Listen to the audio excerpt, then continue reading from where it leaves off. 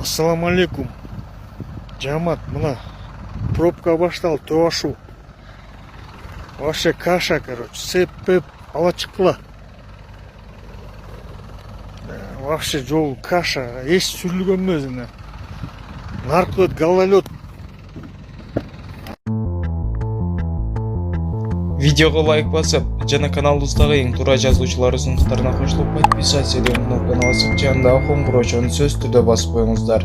Ушундай жаңылыктарды сиздерге өз убагында жеткирип турабыз.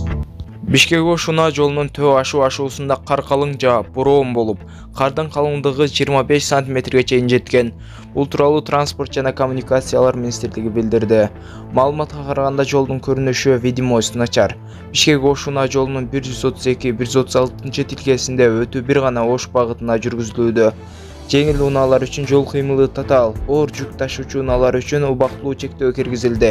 Суусам районунда жолдун көрүнүшү видимость өтө начар.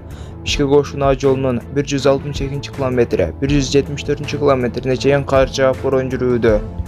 Кыргыз автожол МИ номер 9-ишти тарабынан жолдорду кардан тазалоо жана таякка каршы инерттүү материалдар менен толтуруу иштери жүрүп жатат.